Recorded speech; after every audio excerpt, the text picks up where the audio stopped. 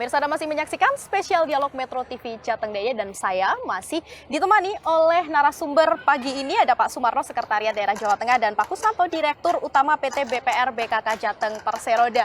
Pagi ini kami spesial ya Pak ya, tidak berada di dalam studio tapi ada di Taman Indonesia Kaya. Ada apa? Karena di sini sedang ada pameran UMKM. Ini membuktikan dan juga menunjukkan bahwa BPR BKK Jateng ini memang menyokong UMKM begitu ya. Nah, saya ke Pak Dirut terlebih dahulu, Pak. Tadi kan Pak Sekda sudah sempat menyinggung bahwa memang BPR BKK Jateng ini dibentuk begitu ya untuk segmen menengah ke bawah termasuk UMKM.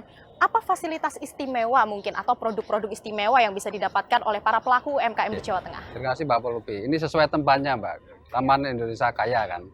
Jadi BKK Jawa Tengah itu kaya akan produknya. Nah, salah satu produknya adalah misalkan BKK Bahari yang khusus untuk nelayan. Kemudian ada BKK Agro untuk petani. Yang menarik lagi ada BKK Sinden, seni dan industri kreatif.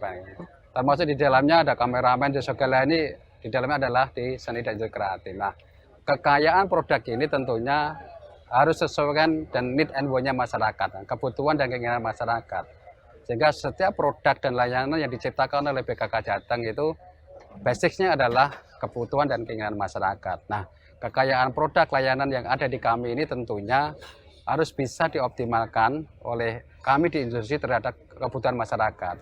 Nah, selain kekayaan produk, kami juga memiliki kekayaan jaringan-jaringan yang ada tersebar di 103 kantor kas di Jawa Tengah. Kemudian jaringan cabang kami ada 27 kantor cabang di Jawa Tengah. Nah, tentunya bagaimana kekayaan yang kami miliki ini secara bisnis, kemudian secara pengembangan, mendevelopment produk dan jasa layanan ini bisa benar-benar dioptimalkan oleh masyarakat dan tentunya perlu dibuat ekosistem bisnis di dalamnya. Nah, BKK Jateng menginisiasi membentuk ekosistem bisnis yang ini tentunya bisa menjadi salah satu solusi di dalam mengembangkan perekonomian masyarakat di Jawa Tengah. Iya, tadi disebutkan bahwa memang nantinya akan diimplementasikan kepada UMKM di Jawa Tengah. Itu pastinya diperlukan bantuan dari pihak pemerintah provinsi. Betul ya Pak? Kita tanya ke Pak Sekda.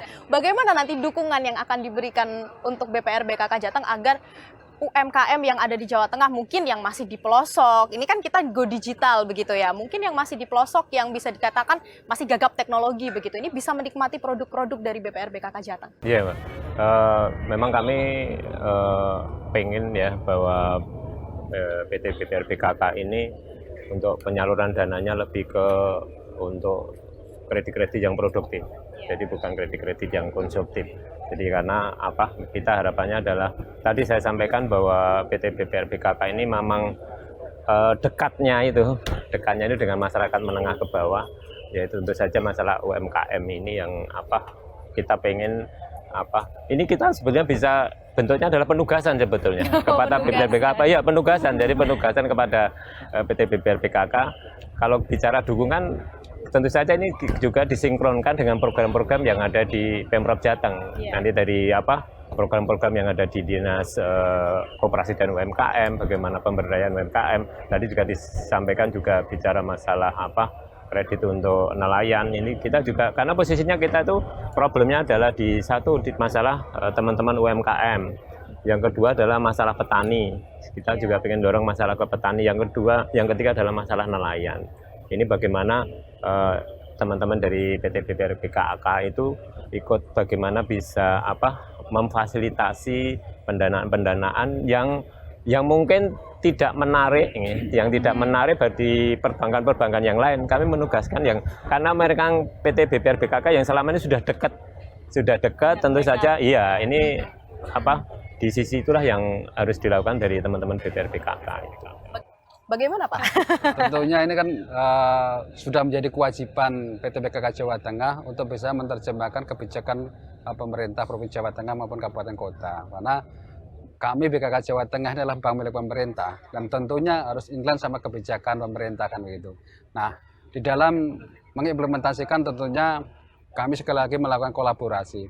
Karena salah satu enabler daripada roadmap BPRS oleh Otoritas Jasa Keuangan itu adalah kolaborasi di stockholder. Nah, kolaborasi ini menjadi salah satu kata kunci bagaimana BKK Jawa Tengah menerjemahkan setiap kebijakan, setiap peraturan, termasuk bagaimana bisnis yang berkembang di masyarakat ini bisa ditangkap oleh BKK Jawa Tengah. Itu yang terpenting di situ.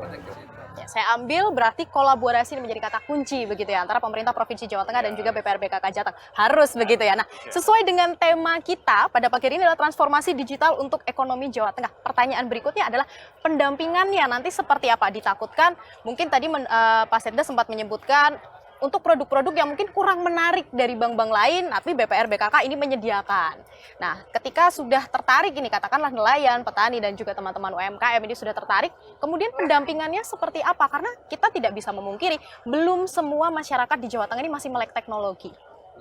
Tadi di awal saya sampaikan bahwa bentuk ekosistem itu kan dari sampai hulu, hulunya hadirnya kayak gitu. Nah, dari hulunya bagaimana sih kita mempersiapkan para masyarakat ini tidak semata-mata hanya butuh modal kerja saja, tapi kita siapkan dari sisi teknisnya, misalkan bagaimana mengelola keuangan nasabah, bagaimana manajemennya usaha tersebut. Ketika tata kelola keuangan nasabah diperbaiki, manajemen usaha diperbaiki, dan BKK hadir di sana dalam rangka apa?